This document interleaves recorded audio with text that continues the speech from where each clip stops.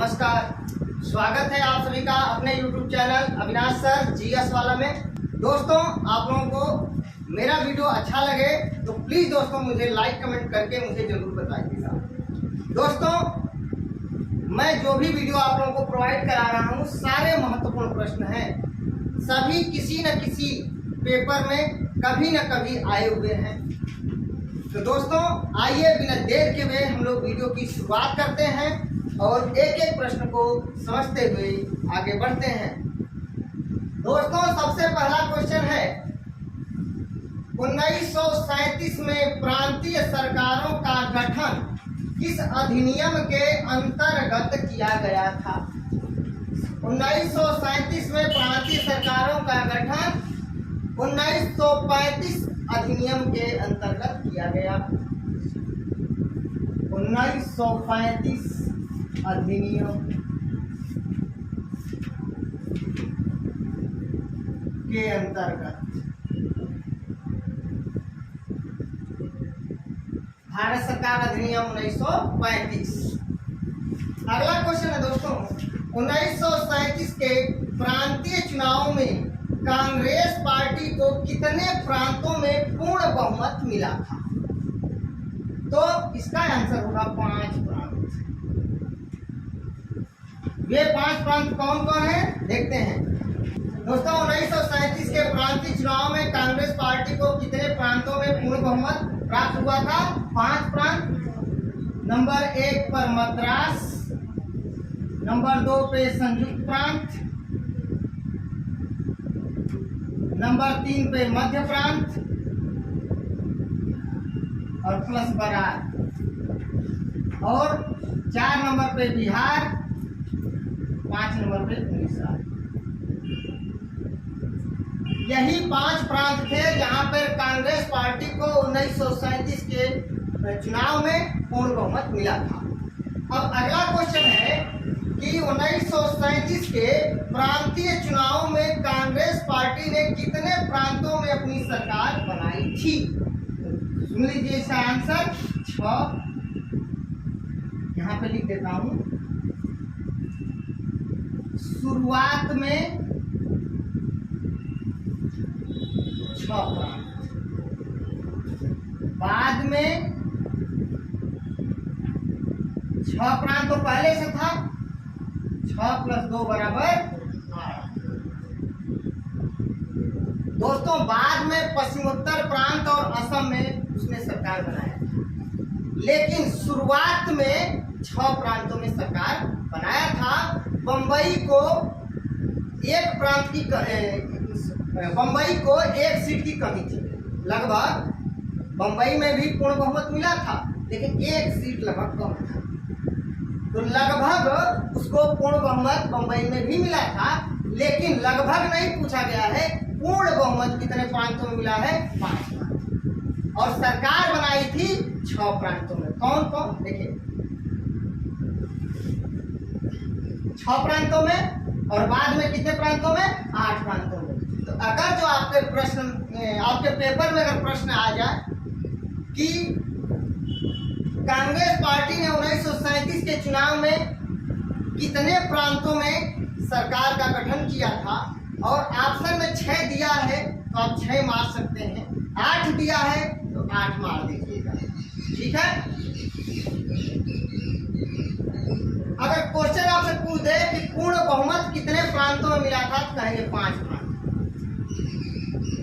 ठीक है।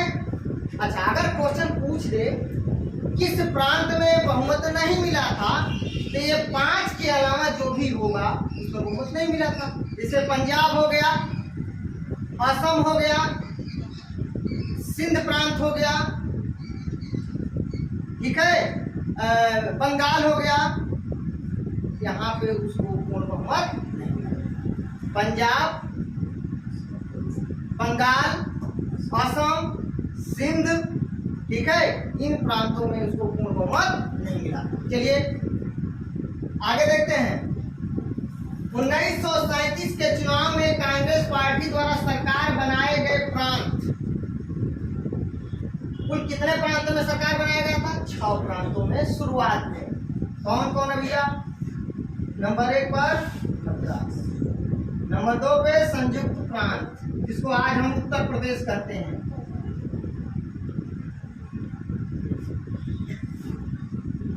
नंबर 3 पर मध्य प्रांत एवं बराक। 4 नंबर पे बिहार।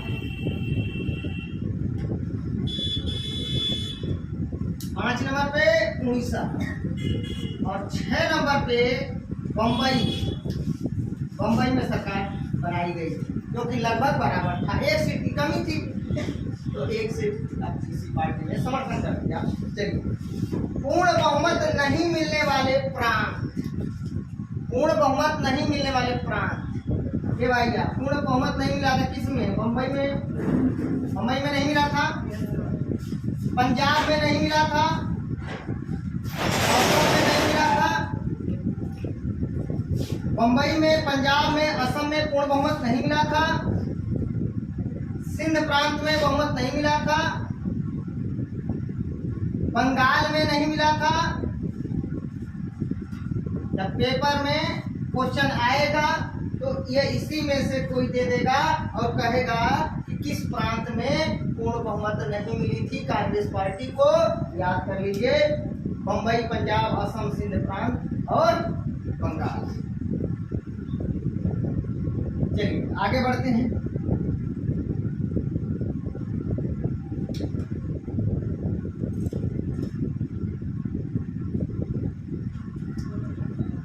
बाद में किन 2 प्रांतों में कांग्रेस ने सरकार बनाई थी? पश्चिमोत्तर प्रांत, पश्चिमोत्तर प्रांत मतलब वही सिंध प्रांत, पश्चिमोत्तर प्रांत और प्लस असम। इन्हीं 2 को मिलाकर 8 हो जाएगा, 6 2 8। 8 प्रांतों में सरकार बनाई गई थी 1937 के प्रांतीय चुनाव। तो ध्यान से सुनिए, 1937 के प्रांतीय चुनाव, 1937 का प्रांतीय चुनाव भारत सरकार अधिनियम 1935 के अंतर्गत किया गया। 1935 के अधिवेशन को पंडित जवाहरलाल नेहरू ने दासता का या गुलामी का अधिकार पत्र कहा था कांग्रेस के लखनऊ अधिवेशन में। याद रखिएगा, कांग्रेस पार्टी को 1937 के चुनाव में 5 प्रांतों में पूर्ण बहुमत मिला था। मद्रास, संयुक्त प्रांत, मध्य प्रांत, बराक, बिहार और उड़ीसा, इन 5 प्रांतों में पूर्ण बहुमत मिला था। लेकिन सरकार का जो गठन किया गया था 6 प्रांतों में शुरुआत में किया गया था, जिसमें बम्बई को शामिल कर लिया गया। यानी आपके 6 प्रांतों में सरकार बनाई गई थी और जबकि पूर्ण बहुमत 5 प्रांतों में मिला था। सरकार किन किन प्रांतों में बनाई गई थी?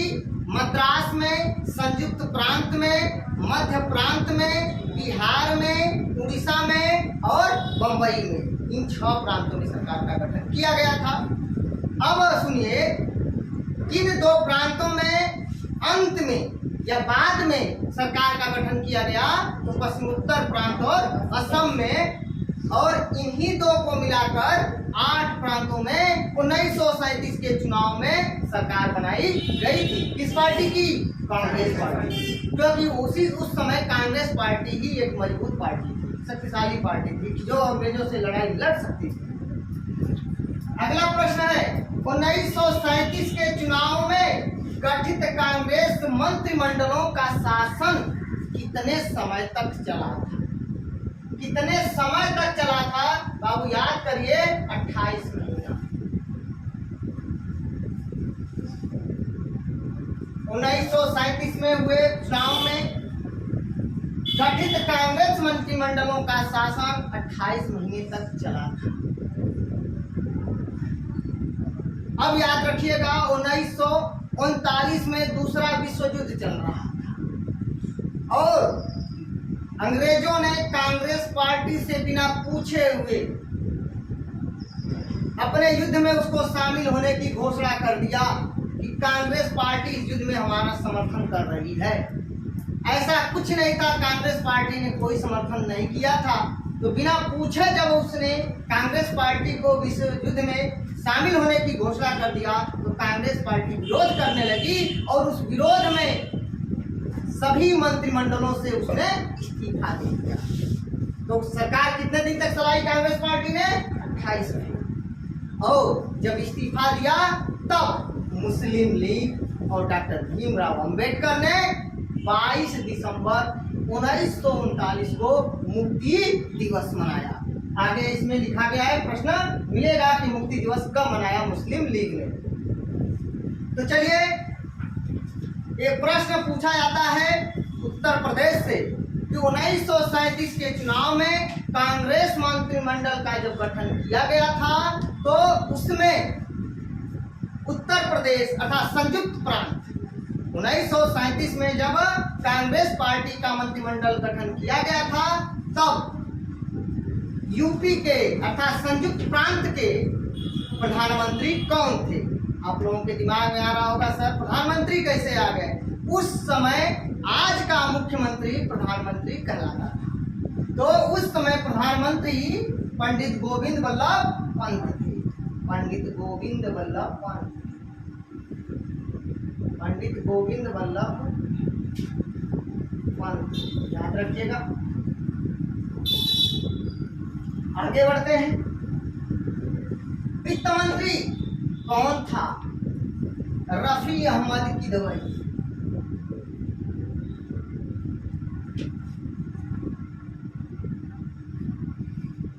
रफी अहमद किदवई और पंडित जवाहरलाल नेहरू 1946 में कौमी आवाज नामक एक पत्रिका निकालते थे, कौमी आवाज है। आगे आते हैं तो प्रधानमंत्री पंडित गोविंद वल्लभ पंत, वित्त मंत्री रफी अहमद किदवई और कानून एवं न्याय मंत्री कैलाश नाथ काटजू। कैलाश नाथ काटजू।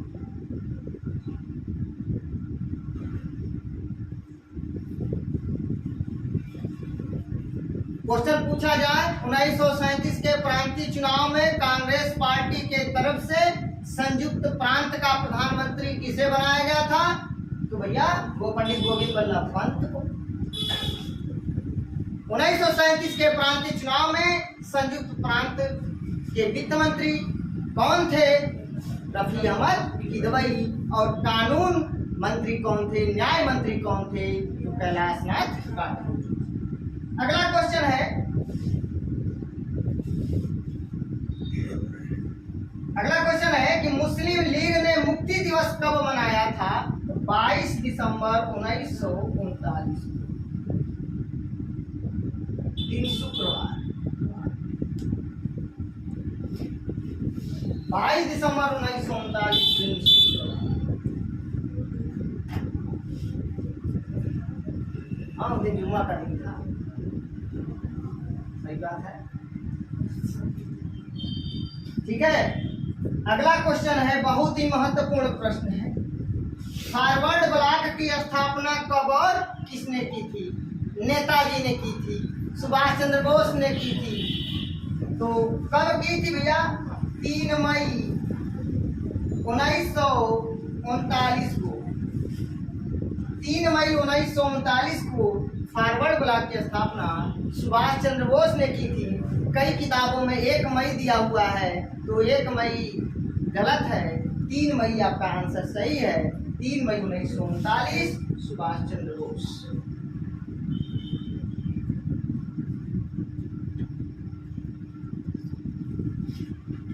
जब 1939 में त्रिपुरी कांग्रेस अधिवेशन को लेकर के मतभेद हुआ सीताराम पट्टाभिरमैया और सुभाष चंद्र बोस के बीच, तब सुभाष चंद्र बोस ने कांग्रेस अध्यक्ष पद से इस्तीफा दे दिया। तब इस्तीफा देने के बाद कांग्रेस का अध्यक्ष डॉक्टर राजेंद्र प्रसाद को बनाया गया और इस्तीफा देने के बाद 3 मई 1939 को सुभाष चंद्र बोस ने फॉरवर्ड ब्लॉक की स्थापना।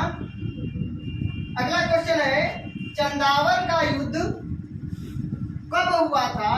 1194 में। बताओ निवेदिता, किसके किसके बीच हुआ था?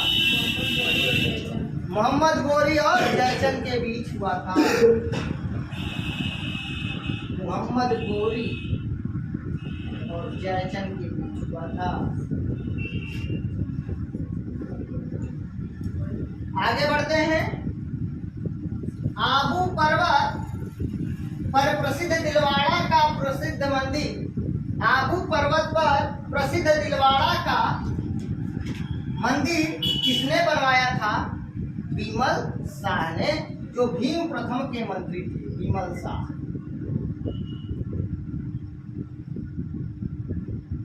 भीम प्रथम के मंत्री थे। दिलवाड़ा कहाँ है? राजस्थान में, आबू पर्वत। अगला क्वेश्चन, भारतीय संविधान के संवैधानिक सलाहकार कौन थे? Doctor B N. Rao. Doctor B N. Rao.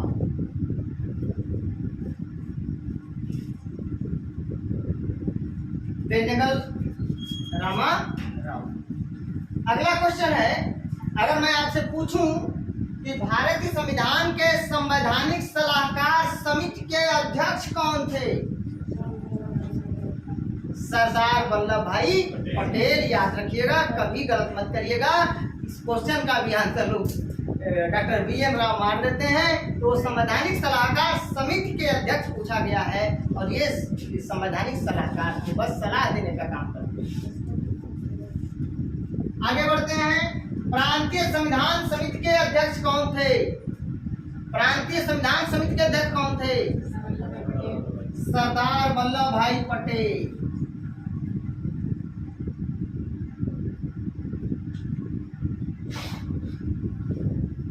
एक चीज मैं आपको बता दूं, प्रांत लिखा रहेगा तो सरदार वल्लभ भाई पटेल, और संघ लिख देगा, केंद्र लिख देगा पंडित जवाहरलाल नेहरू। याद रखिए। कम से कम कितने सांसदों वाला दल ही विपक्षी दल होने का दावा कर सकता है? लोकसभा सांसदों वाला दल ही विपक्षी दल का होने का दावा कर सकता है। लोकसभा में 55 और राज्यसभा में 25। मतलब कुल लोकसभा सदस्यों का 1/10 और राज्यसभा सदस्यों का 1/, तभी तो 250 का 1/10 25 होगा, और 543 का 1/10 54.3 होगा, लगभग 55 या 25। लोकसभा में 55, लोकसभा में 55 और राज्यसभा में 25। अगर लोकसभा में 55 और 25 राज्यसभा में न दे तो भैया ऑप्शन में देगा कुल लोकसभा सीटों का 1/6, कुल लोकसभा सीटों का 1/8, कुल लोकसभा सीटों का 1/4, कुल लोकसभा सीटों का 1/10। तो कुल लोकसभा सीटों का 1/10 ही होगा ना। तो याद रखिएगा, कम से कम कितने सांसदों वाला दल ही विपक्षी दल होने का दावा कर सकता है? तो लोकसभा में अगर विपक्षी दल का नेता बनना है तो कम से कम 55 सदस्य, और राज्यसभा में विपक्षी दल का नेता का मान्यता प्राप्त करना है तो कम से कम 25 सांसद होने चाहिए। लोक कल्याणकारी राज्य का उल्लेख किस अनुच्छेद में है? मिथिलेश, आलोक, संदीप, गुड्डू, अभिषेक, मंजीत, रानी, सपना, सही है गलत? निवेदिता, सही है गलत? मिथिलेश, देखो भाई एक और ट्रिक बता देते हैं। लोक कल्याण, कल्याण में औड़ा आ गई तो 38 में औड़ा आ गई, भूलेगा नहीं आपको। 38 में औड़ा और कल्याण में भी औड़ा आ गया 38 में। तो लोक कल्याणकारी राज्य का उल्लेख अनुच्छेद 38 में है। विदेश नीति का उल्लेख किस अनुच्छेद में है निवेदिता? बताइए सपना, ये सही बता रही हैं? 51। बताओ अखिलेश, गलत है? संदीप, विदेश नीति इन्होंने 51 बताया है, सही है कि गलत? 42 होगा। सपना, अनुच्छेद 51 निवेदिता बताइए सही है? गरिमा, नीतू, निवेदिता ने जो आंसर बताया है बिल्कुल सही आंसर दिया है। अनुच्छेद 51 में विदेश नीति का उल्लेख है।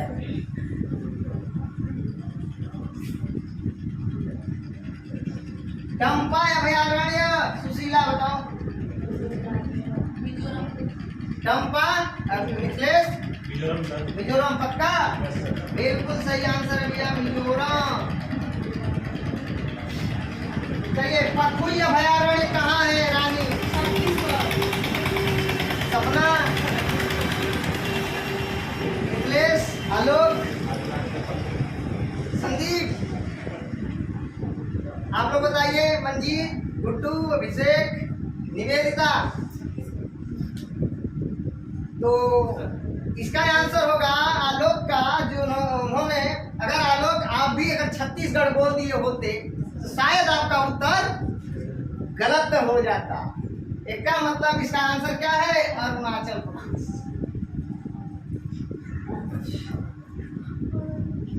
अरुणाचल प्रदेश, पखुई अभयारण्य, वन्य जीव अभयारण्य, अरुणाचल प्रदेश। वेदाथंगल अभयारण्य ज्योति बता दो, 15-20 दिन के बाद आई हो, बताओ। तमिलनाडु। रानी सही है गलत? सही है। पक्का? सपना, गरिमा, मिथिलेश, आलोक, कुछ बदलाव करना है? संदीप, मंजीत, वेदाथंगल तमिलनाडु में, बिल्कुल सही उत्तर, तमिलनाडु। पेरियार अभयारण्य, गरिमा, केरल। बहुत बढ़िया उत्तर है, केरल।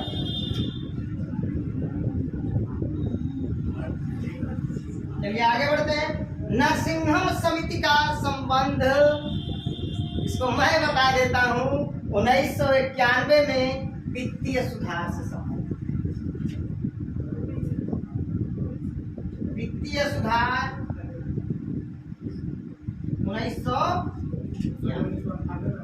1991 और राजा जे चलैया समिति का गठन कर सुधार से, टैक्स सुधार से है, तो इसका भी गठन 1991 में ही किया गया था यार। तो नरसिंहम समिति वित्तीय सुधार 1991, राजा चलैया समिति कर सुधार 1991। तो आइए एक बार मैं फटाफट इसको रिवाइज करा देता हूँ। 1937 में प्रांतीय सरकारों का गठन किस अधिनियम के अंतर्गत किया गया था? तो 1935 के अधिनियम के अंतर्गत। 1937 के प्रांतीय चुनाव में कांग्रेस पार्टी को कितने प्रांतों में पूर्ण बहुमत मिली थी? 5 प्रांतों में। कौन कौन? मद्रास, संयुक्त प्रांत, मध्य प्रांत और बरार, बिहार और उड़ीसा। 1937 के प्रांतीय चुनाव में कांग्रेस पार्टी ने कितने प्रांतों में अपनी सरकार बनाई थी? शुरुआत में 6 प्रांतों में और बाद में 2 प्रांत बढ़ जाएगा, 8 प्रांतों में उसने सरकार बनाई थी। अगर ऑप्शन में 6 और 8 दोनों दिया है तो आप 8 आंसर मारेंगे। 6 दिया है, 7 दिया है, 5 दिया है, 4 दिया है, तो आप लोग 6 मारेंगे। आई बात समझ में? अगर नाम रख देगा शुरुआत में कितने प्रांतों में गठित किया गया था तो 6, ठीक है। बाद में कुल कितने प्रांतों में गठित हो गया सरकार? 8 प्रांतों में। क्वेश्चन इस तरह अगर पूछते कि कांग्रेस पार्टी बाद में 1937 के चुनाव में 2 प्रांतों में सरकार का गठन किया था, तो कुल मिलाकर कितने प्रांतों में सरकार बन गई थी कांग्रेस पार्टी की? तो 8 प्रांतों में। चलिए आगे बढ़ते हैं। 1937 के चुनाव में कांग्रेस पार्टी द्वारा सरकार बनाए गए प्रांत कौन कौन थे? मद्रास, संयुक्त प्रांत, मध्य प्रांत और बरार, बिहार, उड़ीसा और बम्बई में लगभग बराबर, 1 सीट कम था, भैया सरकार को बनना था। पूर्ण बहुमत नहीं मिलने वाले प्रांत कौन कौन थे? बम्बई, पंजाब, असम, सिंध प्रांत और बंगाल।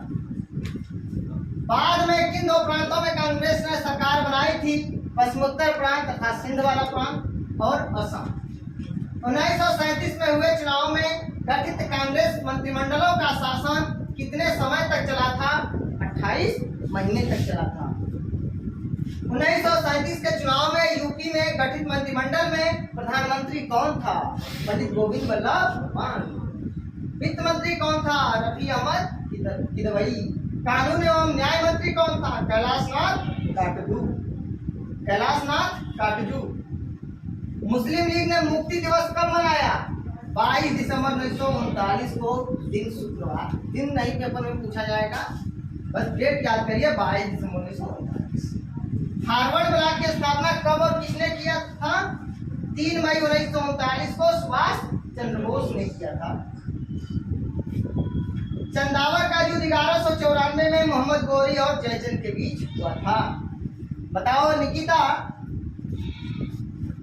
तराइन का पहला युद्ध कब और किसके बीच हुआ था?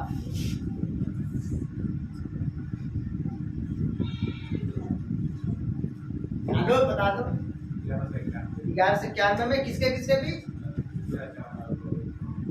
पृथ्वीराज चौहान और मोहम्मद गौरी के बीच किसकी विजय हुई थी? पृथ्वीराज चौहान जीत गया था। तराइन का दूसरा युद्ध कौन बताएगा भाई? बोला आप। 1192 में किसके बीच? हाँ, कौन विजयी हुआ? मोहम्मद गौरी विजयी हुआ। आबू पर्वत पर प्रसिद्ध दिलवाड़ा का मंदिर किसने बनवाया था? बीमल शाह ने। वह किसका मंत्री था? भीम प्रथम चंद्र। हाँ, कोई बात नहीं है। प्रसिद्ध दिलवाड़ा का मंदिर या दिलवाड़ा का जैन मंदिर, ठीक है। हाँ, लिख दीजिए, लिख देते हैं, दिलवाड़ा का जैन मंदिर यानी था। आबू पर्वत लिख दिया हूँ ना, आबू पर्वत पर दिलवाड़ा का जैन मंदिर ही, ठीक है, लिख दिया। तो आबू पर्वत पर प्रसिद्ध दिलवाड़ा का जैन मंदिर किसने बनवाया था? बीमल शाह ने, जो भीम प्रथम का मंत्री था। भारत के संविधान के संवैधानिक सलाहकार कौन थे? Doctor B N. राव। प्रांतीय संविधान समिति के अध्यक्ष कौन थे? सरदार वल्लभ भाई पटेल। कम से कम कितने सांसदों वाला दल ही विपक्षी दल होने का दावा कर सकता है? 55। कांग्रेस पार्टी का 52 सीट था, सबसे ज्यादा उसी पार्टी का था। 55 तो कोई किसी का नहीं था। अगर नियम के अनुसार किसी पार्टी को विपक्षी दल का मान्यता नहीं मिलेगा, लेकिन सबसे बड़ी पार्टी तो वही है, तो आधिकारिक तौर पे तो नहीं, लेकिन विपक्षी पार्टी के रूप में वो काम करती, लेकिन आधिकारिक तौर पे नहीं, क्योंकि वो कोटा ही नहीं पूरा है 55 सांसदों का। लोक कल्याणकारी राज्य का उल्लेख किस अनुच्छेद में? 38। विदेश नीति का उल्लेख किस अनुच्छेद में? 51। टम्पा अभयारण्य मिजोरम। पखुई अभयारण्य अरुणाचल प्रदेश। बेदा खंडल अभयारण्य तमिलनाडु। पेरियार अभयारण्य केरल। नरसिंहम समिति वित्तीय सुधार 1991। राजा जय चरैया समिति कर सुधार कब? 1991। निकिता बताओ एक प्रश्न, सरकारी आयोग का गठन कब और किससे संबंधित है? सरकारी आयोग का गठन कब किया गया था और वह इसका संबंध किससे है? नीतू बताइए। निवेदिता, अब आज पिटाई होगा। बताओ सपना, कोई बताए? कौन बता सकता है?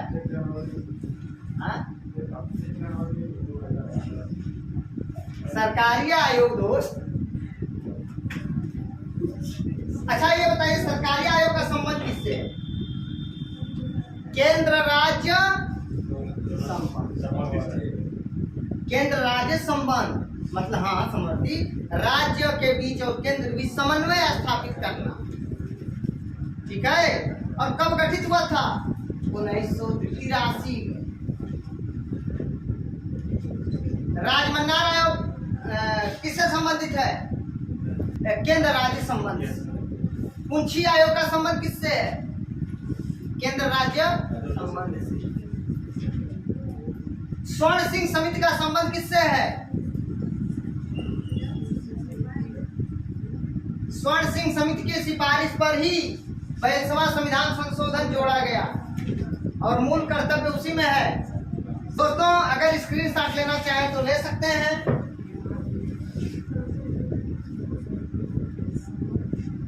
दोस्तों अगर आप लोगों को मेरा वीडियो अच्छा लगे प्लीज दोस्तों लाइक कमेंट शेयर करके मुझे सूची जरूर करना। मिलते हैं नेक्स्ट वीडियो में, तब तक के लिए नमस्कार, धन्यवाद।